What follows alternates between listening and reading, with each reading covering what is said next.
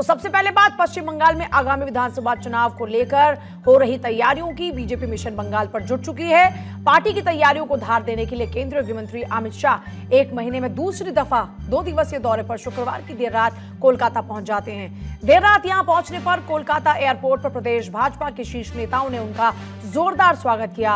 अमित शाह दक्षिण और उत्तर बंगाल में बीजेपी के 2 कार्यकर्ता सम्मेलनों में शामिल होंगे। गृह मंत्री अमित शाह का पहला कार्यक्रम कोलकाता से सटे उत्तर 24 परगना जिले के बैरकपुर के आनंदपुरी मैदान में हो रहा है, जहां गृह मंत्री अमित शाह कार्यकर्ता सम्मेलन में शामिल होंगे। अमित शाह बैरकपुर में सम्मेलन के बाद 4 संगठनात्मक बैठक में शामिल होने वाले हैं।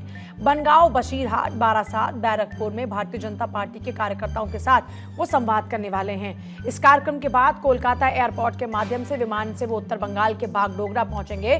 दोपहर में 3 बजे से वो सिलीगुड़ी के बागडोगरा में कार्यकर्ता सम्मेलन में शामिल होंगे। दोनों कार्यक्रमों के बाद गृह मंत्री कार्यकर्ताओं संग बातचीत भी करेंगे और फिर उसके बाद अमित शाह के दिल्ली वापस लौटने का कार्यक्रम है।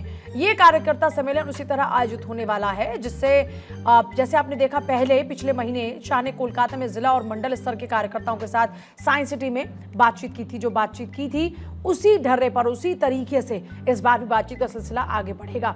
मिशन बंगाल पर अमित शाह है। नॉर्थ 24 परगना कार्यकर्ताओं से यहां पर उनका संवाद होगा।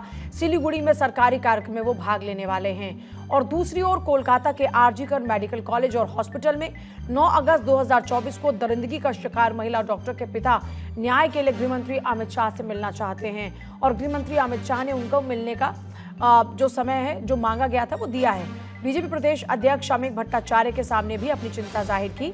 भट्टाचार्य ने परिवार को आश्वासन दिया है कि वो गृह मंत्री के साथ उनकी मुलाकात करवाने में पूरी मदद करेंगे। आपको बता दें कि पहले भी वो कई बार गृह मंत्री से मिलने की इच्छा जाहिर कर चुके, लेकिन गृह मंत्रालय से समय नहीं मिल पाया। पीड़िता के पिता ने मामले की जांच पर भी सवाल उठाए और कहा कि हमें इंसाफ चाहिए। मामले में जांच कोलकाता पुलिस ने की थी, जिसे बाद में सीबीआई का समर्थन मिला। अगर अमित शाह परिवार की मांग पर उनसे मुलाकात करते हैं तो एक बार फिर बंगाल की राजनीति में यह मुद्दा गर्म हो सकता है। और देखिए पश्चिम बंगाल में सवाल यह है कि वहां का जो मुसलमान है वो किसके साथ है। अब आइए कुछ आंकड़े आपको दिखाते हैं। जैसे लोकसभा 2019 की अगर बात करते हैं तो 60% वोट पड़ा टीएमसी को और 23% बढ़ा बीजेपी को। लोकसभा 2024 की बात करते हैं तो टीएमसी के पास 73% वोट परसेंटेज रहा और बीजेपी के पास 7%।